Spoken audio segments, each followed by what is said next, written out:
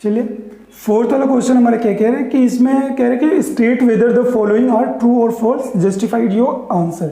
ठीक, तो हमें कुछ स्टेटमेंट दे रखे हैं और हमसे पूछ रहा है कि ये स्टेटमेंट हमारे करेक्ट है या फिर ट्रू है या फिर फॉल्स है। ठीक ना, तो पहला जो स्टेटमेंट हम लेते हैं कि sine A plus B is equal to में क्या दे रखा है, sine A plus sine B. ठीक, ये स्टेटमेंट हमारा ट्रू है कि फॉल्स है। तो हम क्या कर सकते हैं, हम दो तरीके से इसे प्रूव कर सकते हैं। ठीक ना, ट्रू है कि फॉल्स है चेक कर सकते हैं। हम क्या करें कि ए और बी की दो वैल्यू डिफरेंट डिफरेंट लेके और हम दोनों साइड को चेक कर सकते हैं कि दोनों साइड हमारे इक्वल आ रहे हैं कि नहीं। या फिर हमें एक चीज आप याद भी रख सकते हैं कि साइन ए प्लस बी, ठीक ना, इसकी जो वैल्यू होती है वो हमारा क्या होता है, वो हमारा होता है sine A cos B plus sine cos A sine B. ठीक, ये होता है साइन ए प्लस बी और हमें गिवन क्या है कि sine A plus sine B है। ठीक ना, इसलिए ये जो स्टेटमेंट होगा ये हमारा क्या हो जाएगा, फॉल्स। ये हमारा कैसा स्टेटमेंट है, फॉल्स। ठीक ना, ये वाली बात आप याद रखना।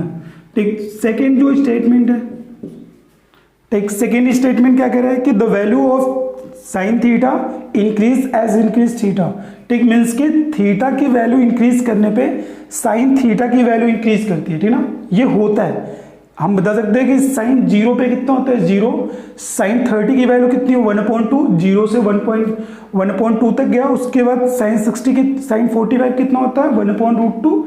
एंड उसके बाद 160 पे कितना होता है, 60 पे हमारा कितना होता है, √3/2। एंड 90 पे हमारा कितना होता है, 1 होता है। मीन्स कि हमारा क्या हो रहा है, थीटा की वैल्यू इंक्रीज करने पे साइन थीटा की वैल्यू क्या हो रही है, इंक्रीज हो रही है। तो ये स्टेटमेंट हमारा क्या है, ट्रू है। थर्ड स्टेटमेंट की बात करें, ठीक ना, थर्ड हमारा क्या कह रहे हैं कि the value of cos theta increase as increase theta.